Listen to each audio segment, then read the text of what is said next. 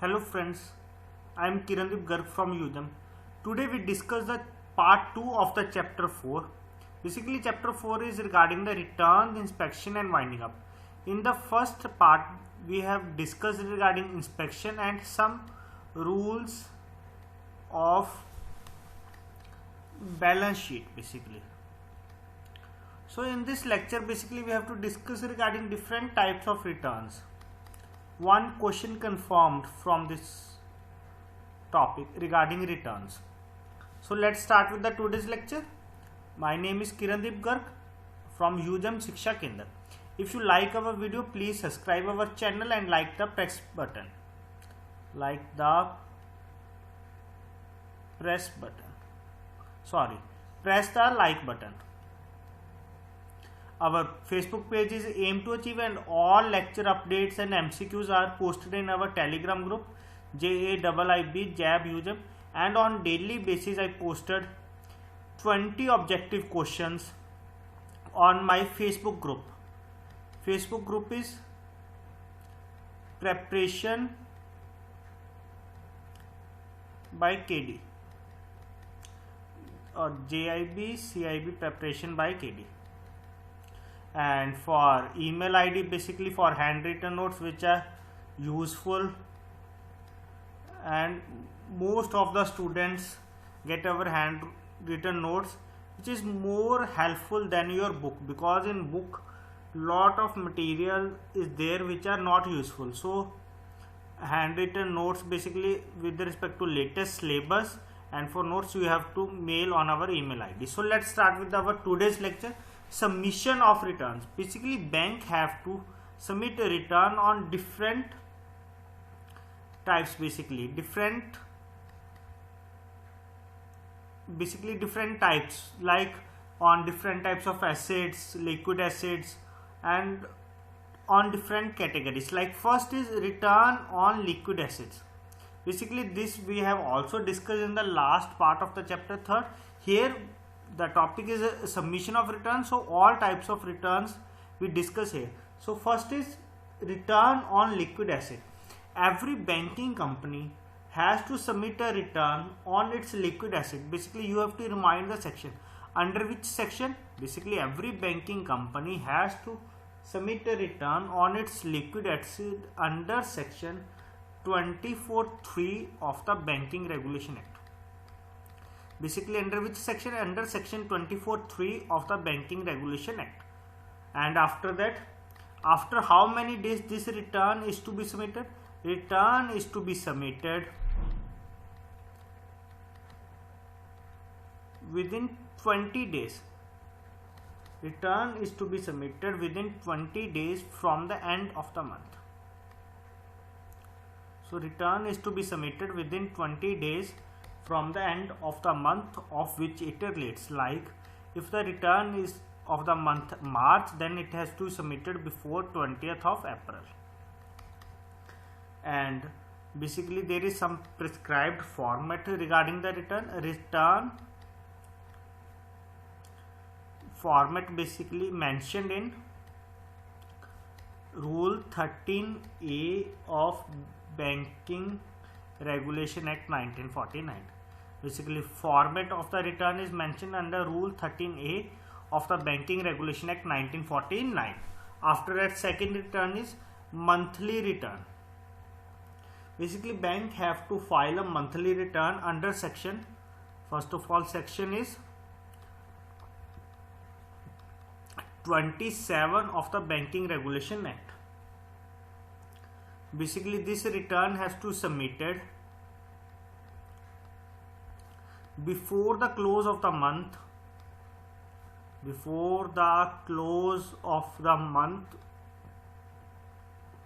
succeeding to which it relates. Like if the return is to be of March, then it has to submit in the month of April, not later than that. Then what is the meaning of accounts and balance sheet? Basically every bank closes its account on 31st March every year, and this accounts and balance sheet is to be submitted to RBI, basically submitted to RBI within 3 months. Submitted to RBI within 3 months from the end of period, basically within 3 months from the end of period to which they are late. To which they are late, basically within to which they are late. After that, next is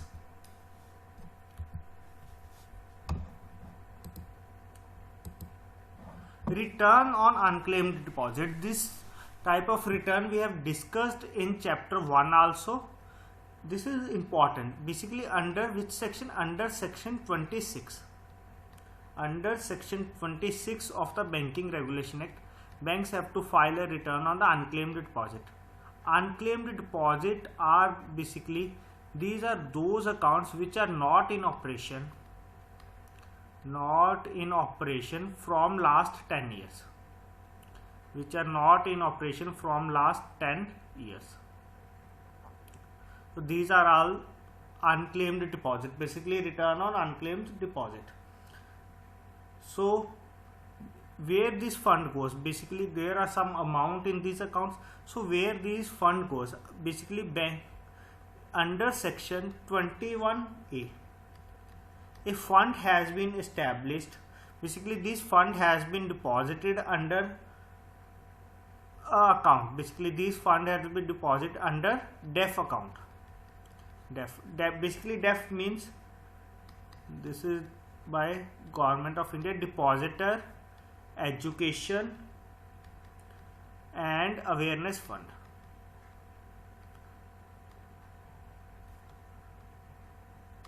DEF, basically this under 26 a DEF fund. This is the fund. Basically in this fund all the amount is deposited from the inoperative accounts which are inoperative from the last 10 years. Return on cash reserve ratio of non-scheduled commercial banks, NSCB, non-scheduled commercial banks. Yesterday I posted one question on this and near about 7 to 8 students answered this question, and all of them answer this question wrongly. Basically when we talk about the non-scheduled commercial banks, then there is no role of the regulation, basically RBI Act. On non-scheduled commercial banks, Banking Regulation Act follows. So when they have to file a return, basically under which section? Under section 18(1) of BR Act. They have to file a return, and a return has to submit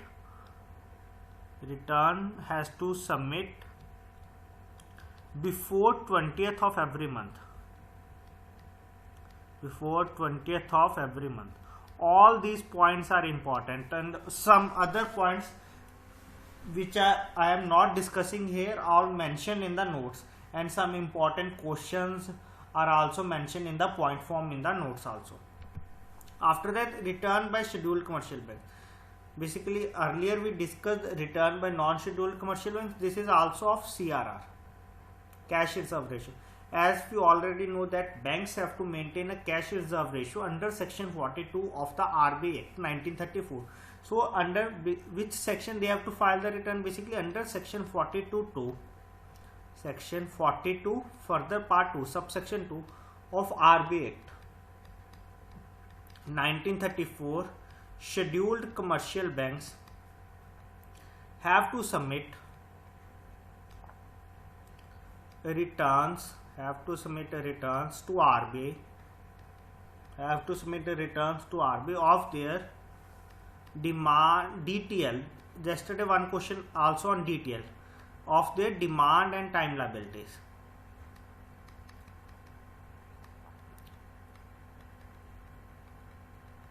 And how the CRR is to be calculated? On average daily balance of fortnight. Average basically of daily balance of how many period? Of fortnight. This is the answer of that question directly. Of how many days, basically like different types of option, this is the answer. On average daily balance of fortnight. Fortnight is basically 14 days. Then preservation of record. This is also important. How to preserve the records. Like we have discussed, I share one instance, basically one, like demonetization happens in 2016 and lot of people deposit money. So in 2019, as per news, government start issuing income tax notices to these persons, and also they want their deposit slips from banks, that how much amount they have deposited in their accounts. Basically they want to know proper information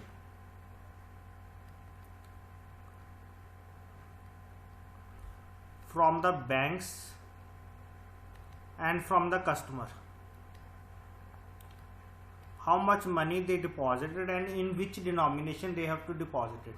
So when this type of incident happens, or like any money laundering incident, so basically that organization or that agency want previous checks or any other instrument used during money laundering. So for all these, preservation of record is necessary for the banks. But these record, for how much time they have to reserve. So here discuss, basically government empowered, basically government order under section 45Y, under section 45Y of the Banking Regulation Act, government empowered section 45Y, under section 45Y of the Banking Regulation Act to make rules,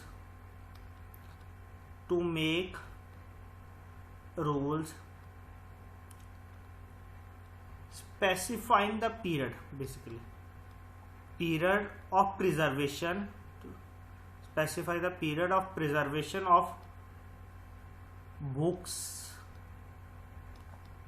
accounts and other documents, books, accounts and other documents, under which section, basically under which, under preservation of record rules, Preservation of Record Rules Act 1985. So all these acts are formed to preserve the documents for some particular period. Basically in these documents, bank have also to maintain like some important things like nature of transaction, amount of transaction, date on which transaction was held,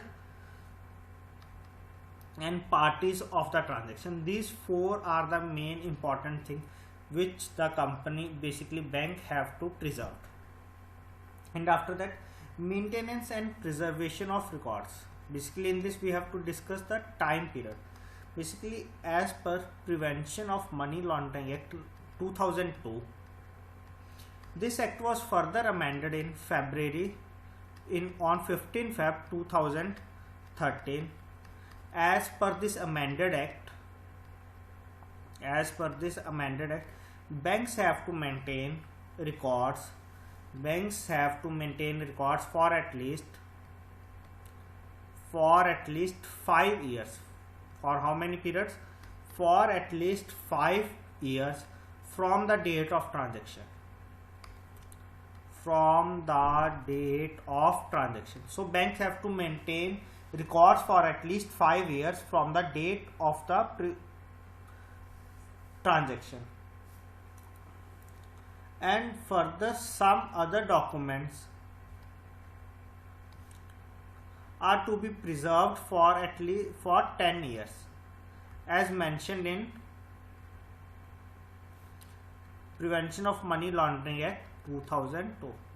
And all these we have to discuss in detail under PML Act 2002, which we have to discussed in the principle and practices of banking. So we have discussed more in that chapter. And after that, return of paid instrument. This is also most important. Like customer have deposit checks to the banks for their transaction, but these instruments bank will have to return, not forcefully, basically depend upon the banks. They have to return these instruments to the customer, but after how many period or under which section. Basically under section earlier we have discussed 45Y. Under section 45Z of the Banking Regulation Act, a bank is authorized to return instruments to their customers even before the end of period of preservation under the act. Basically, banks have to maintain records for 10 years. Even before that, bank have returned these instruments to the customer under this act. But how? Basically, bank have to keep its original. Bank have to keep its original copy. Basically, like check, bank have to keep its original copy, and photocopy of the instrument is paid, is a return to the customer. Is a return to the customer or mainly government institution. So bank have to keep the original copy, and photocopy is returned to the customer or the government institution. And the bank does not charge the customer for giving such copy of instruments. Basically, bank does not charge to the customer for giving such copy of instrument. So all these things which we have discussed in the today lecture are important, which we have used in our daily life, in our daily banking, and this also comes in your exam. So this is the part 2 of chapter 4. In the next part, we have to discuss regarding board of financial supervision, and after that, acquisition of undertaking.